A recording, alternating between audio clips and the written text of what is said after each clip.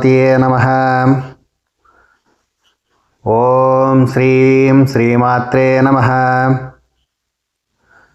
ఆదిత్యాయ సోమాయ మంగళాయ బుధాయ చ గురు శుక్ర శనిభ్యశ్చ రాహువే కేతువే నమః. డివైన్ దామోదర్ ఛానల్ వీక్షకులకు స్వాగతం అండి. ఈరోజు ఈ వీడియోలో ఈ నెలలో కలిగే షష్టగ్రహ కూటమి అంటే 6 గ్రహాల కూటమిగా ఏర్పడే దానిపైన కలిగేటువంటి ఫలితాలు ఏ విధంగా ఉంటాయి, ఏ ఏ రాశికి ఇబ్బందులు ఉంటాయి, ఏ ఏ రాశి వారికి కలిసి వస్తుందో కొంతవరకు మీకు తెలియజేస్తానండి. వేద జ్యోతిష శాస్త్రంలో గ్రహాల గమనం, గ్రహాల సంయోగం అన్ని రాసుల వారి జీవితాన్ని ప్రభావితం చేస్తుందండి. 2025 సంవత్సరంలో గ్రహాల గమనం, గ్రహాల యొక్క సంయోగం, వివిధ గ్రహాలు కలిసి ఏర్పాటు చేస్తున్నటువంటి కూటములు ఖగోళ మార్పులకు సైతం కారణమవుతున్నాయండి. 2025 మార్చి 29వ తేదీన షష్టగ్రహ కూటమి ఏర్పడనుంది. ఈ 6 గ్రహాలు కూడా ఒకటి తర్వాత ఒకటి మీనరాశిలో తిష్ట వేస్తున్నాయండి. 6 గ్రహాలు కలిసి గత ఏడాది అక్టోబర్ 23వ తేదీన రాహు మీనరాశిలోకి ప్రవేశించాడండి. జనవరి 28వ తేదీన అంటే ఈ 2025 సంవత్సరంలో జనవరి 28వ తేదీన శుక్రుడు కూడా మీనరాశిలో ప్రవేశించాడు. ఇక ఫిబ్రవరి 28వ తేదీన బుధుడు మీనరాశిలోకి వచ్చేసాడండి. ఇక రాబోయే సమయంలో అంటే మార్చి 15వ తేదీన రవి కూడా ఇంచుమించు మీనరాశిలోకి చేరుతున్నాడు. మార్చి 28వ తేదీన చంద్రుడు కూడా మీనరాశిలోకి ప్రవేశిస్తాడు. మార్చి 29వ తేదీన శనిదేవుడు మీనరాశిలోకి ప్రవేశిస్తున్నాడండి. ఇలా 6 గ్రహాలు వారి వారి సమయానికి ఆ మీనరాశిలోకి మీనరాశిలోకి ప్రవేశిస్తున్నాడు. ఇలా ఆయా గ్రహ సమయాలను అంచనా వేసి 6 గ్రహాలు కూడా మీనరాశిలో సంచరించేటువంటి కాలం అండి 29వ తేదీ. అమావాస్య నాడు ఈ షష్టగ్రహ కూటమి కాబట్టి రాహు, బుధుడు, శుక్రుడు, సూర్యుడు, చంద్రుడు, శని 6 గ్రహాల యొక్క సంయోగం షష్టగ్రహ కూటమి చాలా బలంగా ఉంటుందండి. ఈ షష్టగ్రహ కూటమి ప్రభావం 12 రాసుల వారిపైన మే 31వ తేదీ వరకు ఖచ్చితంగా ఉంటుందండి. మార్చి 29వ తేదీన ఏర్పడే షష్టగ్రహ కూటమి కూడా అమావాస్యతో కూడుకున్న షష్టగ్రహ కూటమి కావడం మరొక ప్రాధాన్యమైన విషయంగా చెప్పుకోవచ్చు. ఈ 6 గ్రహాల కూటమితో నష్టపోయే రాశులు కూడా ఉన్నాయండి. కాస్త సంపదలు కావచ్చు, లేదా వారి ఆర్థిక స్థితిగతులు కావచ్చు, కొంతవరకు ఈ శనిదేవుడు హరించనున్నాడండి. ఈ విషయంలో మీరు కాస్త జాగ్రత్తగా ఉండాలి. ఏదైనా కొత్త ఆలోచనలతో పనులు మొదలు పెట్టాలి, వాటిపైన పెట్టుబడులు పెట్టాలి అనుకునేవారు ఇప్పుడు నేను చెప్పబోయే రాశుల వారు కాస్త ఆలోచించి నిర్ణయం తీసుకోండి. ఈ మే నెల గడిచిన ఆ తర్వాత మీకు సాధారణ సమయం ఉంటుందండి. అప్పట్లో మీరు చేసే పనులకు కాస్త విజయ అవకాశాలు ఉంటాయి. అంతవరకు కూడా ఇప్పుడు నేను చెప్పబోయే రాశుల వారు కాస్త జాగ్రత్తగా ఉండాలి. ఈ గ్రహ సమాహారం కొన్ని రాశులపై శుభప్రదమైన ఫలితాలను అందిస్తే మరికొన్ని రాశులపై ప్రతికూల ప్రభావం చూపించనుందండి. ముఖ్యంగా మేష, మిథున, కన్యా, తులారాశుల వారు ఈ గ్రహయోగ కారణంగా కొన్ని అవరోధాలను ఎదుర్కోవాల్సి రావచ్చండి. ముఖ్యంగా వ్యక్తిగత, వృత్తిగత, ఆర్థిక జీవితంలో ఇబ్బందులు కాస్త ఎక్కువగా ఉంటాయండి. ఈ ప్రభావం ఒక్కొక్క రాశి వారికి ఒక్కొక్కలాగా కూడా ఉంటుందండి. మరి వారి యొక్క వ్యక్తిగత జాతకము కాస్త బలంగా ఉంటే తప్ప కొన్ని ఇబ్బందులు అయితే ఎదుర్కోవాల్సి వస్తుంది. మేషరాశి వారికి ఈ షడ్గ్రహ కూటమి వల్ల ఆరోగ్య విషయంలో చాలా జాగ్రత్తలు తీసుకోవాలండి. ఏదైనా చిన్న ఇబ్బంది అనిపిస్తే కూడా అశ్రద్ధ చేయకుండా వీరు జాగ్రత్తలు తీసుకోవాలి ఆరోగ్య విషయంలో. ఎందుకంటే అవి ఒక్కొక్కసారి కొంచెం తీవ్రంగా కూడా ఇబ్బంది పెట్టే అవకాశాలు మెండుగా కనిపిస్తున్నాయి. కాబట్టి ఆరోగ్య విషయంలో మాత్రం వీరు చాలా జాగ్రత్తగా ఉండాలి. చిన్నదే కదా అన్నట్లుగా దాని మీద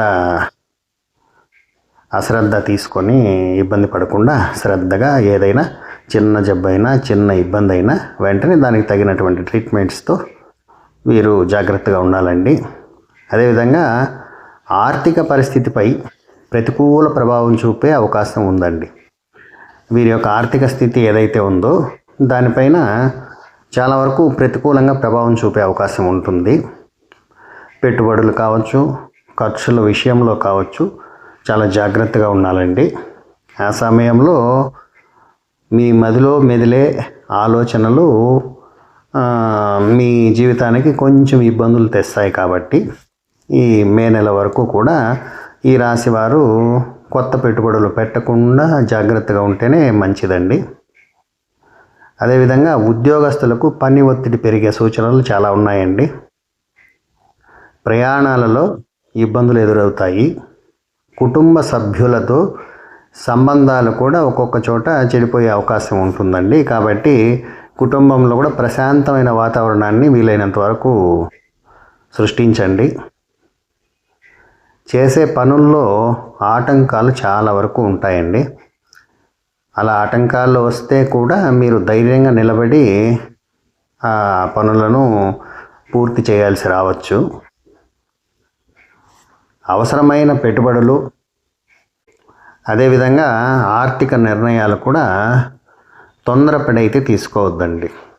చాలా వరకు పెద్దల సలహా కానీ లేక అనుభవజ్ఞుల సలహా కానీ తీసుకుని మీరు తీసుకునే నిర్ణయాలు కాస్త ఆలోచించి తీసుకోవడం మంచిది. ఓ రకంగా అయితే మే నెల వరకు కూడా నిర్ణయాలు తీసుకోకుండా ఉండడమే కాస్త మంచిదండి ఈ రాశి వారికి, మేషరాశి వారికి.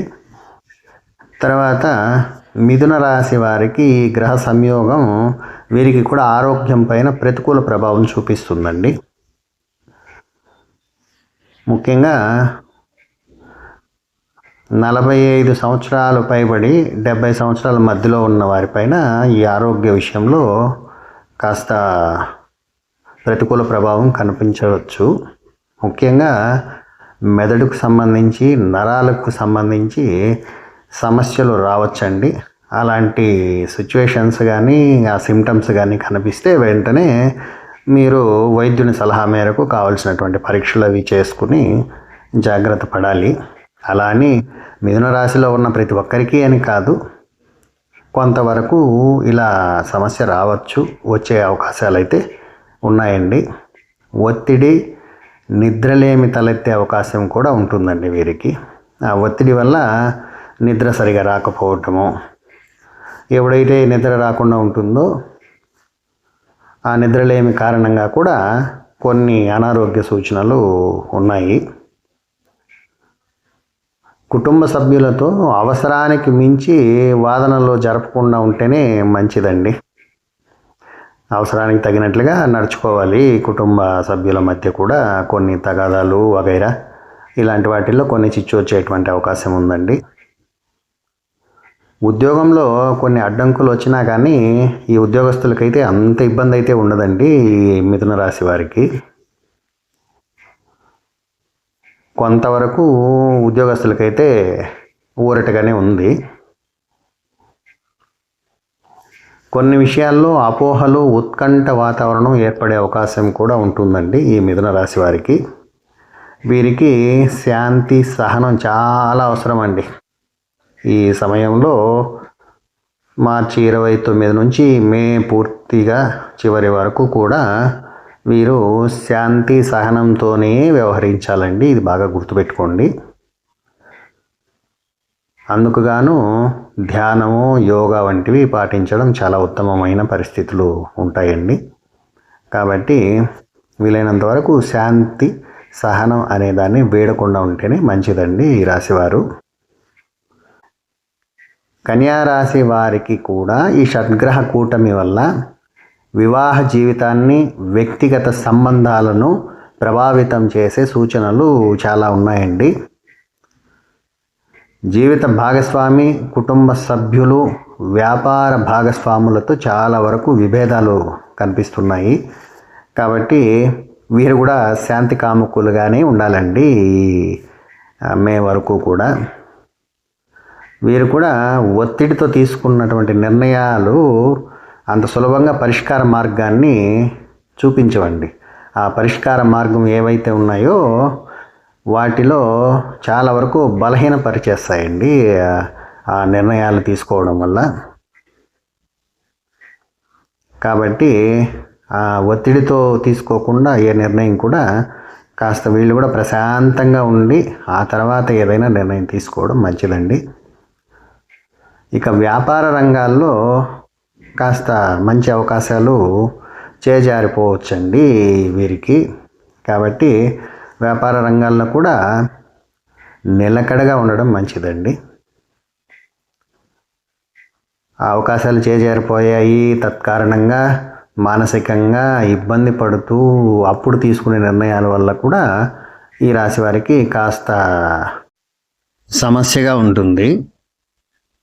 సంతృప్తిని పెంచుకునే దిశగా అడుగులు వేయడం, ఒత్తిడిని తగ్గించే మార్గాలను అన్వేషించడం కూడా వీరికి ఉపశమనంగా ఉంటుంది కొన్ని విషయాల్లో. అంటే ఉన్నదాంతో సంతృప్తి పడడం. నా సలహా అయితే ఉన్నదాంతో సంతృప్తిని పెంచుకునే దిశగానే వీరు అడుగులు వేయాలండి. ఇంకా ఏదో చేయాలి, ఇంకా ఏదో కావాలి అనే ఒత్తిడిని పెంచుకుంటే మాత్రం కాస్త మీకు మీరుగా ఇబ్బందులు కొని తెచ్చుకున్నట్లుగా ఉంటుంది. కాబట్టి ఈ మే వరకు కూడా అటువంటి విషయాలు జోలికి వెళ్లకుండా ఉన్నదాంతో తృప్తి పడడమే మంచిదండి. అదేవిధంగా తులారాశి వారికి ఈ గ్రహ సంయోగ కారణంగా ఉద్యోగ రంగంలో చాలా వరకు మార్పులు, ఒత్తిడిని కూడా తీసుకొచ్చేటువంటి సూచనలు అధికంగా ఉన్నాయండి. అధికమైన ఖర్చులు, అనవసర ఖర్చులు పెరిగే సూచనలు కనిపిస్తున్నాయి. అందుకు కారణము బంధువుల రాక కావచ్చు, లేదా కుటుంబంలోని వారికి ఏదైనా అనారోగ్య సూచనలతో వీళ్ళు ఖర్చు అయితే కాస్త అధికంగా పెట్టాల్సి రావచ్చండి. ఇకపోతే విద్యార్థులు, ఉద్యోగస్తులు భావోద్వేగాలను అదుపులో ఉంచుకోవడం చాలా అవసరం అండి. ఈ విషయం బాగా గుర్తుపెట్టుకోండి. భావోద్వేగాలకు లోను కాకుండా అదుపులో ఉంచుకోవడం వీళ్ళకి ఎంతైనా అవసరం. ఎవరికి? విద్యార్థులు, అదేవిధంగా ఉద్యోగస్తులు కూడా. ఆరోగ్యపరమైన చిన్న సమస్యలు పెద్ద సమస్యలుగా మారకముందే వీరు కూడా జాగ్రత్త పడితే మంచిదండి. పని ఒత్తిడిని తగ్గించుకోవడం వల్ల వీరు కాస్త ప్రశాంతంగా ఉంటారండి. ఎక్కువగా పని చేసి వీరు మానసికంగా ఒత్తిడిని తెచ్చుకుంటే మాత్రం ఆరోగ్య సమస్యల్లో ఏదో ఒక చికాకు కనిపిస్తూ ఉంటుంది. ఆర్థిక వ్యవహారాలలో సుస్థిరత కోసం ముందస్తు ప్రణాళికలు వేయడం వీరు మంచిదండి. ఈ విషయం కూడా బాగా గుర్తుపెట్టుకోండి. ఆర్థిక వ్యవహారాలలో సుస్థిరత కోసం ముందస్తు ప్రణాళికలు వేయడం చాలా అవసరం అండి వీరికి. ఈ షడ్గ్రహ కూటమి మేష, మిథున, కన్య, తులారాశుల వారికి కొన్ని ప్రతికూల ప్రభావాలను కలిగించవచ్చండి.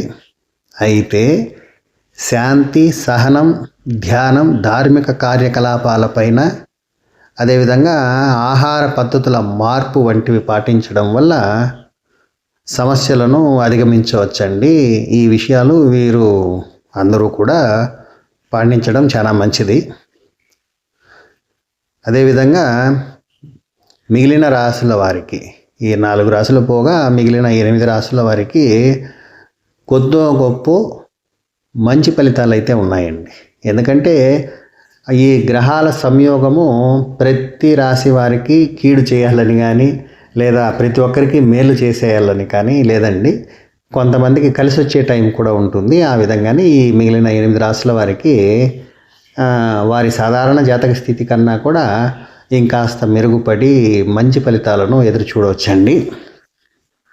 విద్యార్థులు కావచ్చు, వ్యాపారస్తులు కావచ్చు, సినీ రంగము, రాజకీయ రంగంలో ఉన్నటువంటి వారు, ఇక ముఖ్యంగా అయితే వ్యవసాయదారులందరికీ కూడా ఈ గ్రహ కూటమి వల్ల, అంటే మిగిలిన 8 రాశులు ఉన్నాయి కదా, ఆ 8 రాశులలో ఉన్నటువంటి వారికి మంచి అనుకూలమైన సందర్భాలు ఏర్పడతాయండి. ప్రతి ఒక్కరికి కూడా, అన్ని రంగాల్లో ఉన్నవారికి కూడా ఈ గ్రహ సంయోగము ఎంతో కొంత అయితే ఖచ్చితంగా మేలు చేస్తుందండి. ఈ మే నెల అయిపోయేటప్పటికీ కొంతవరకు మేలు చేస్తుంది. దీంట్లో గమనించదగ్గ విషయం ఏమిటి అంటే,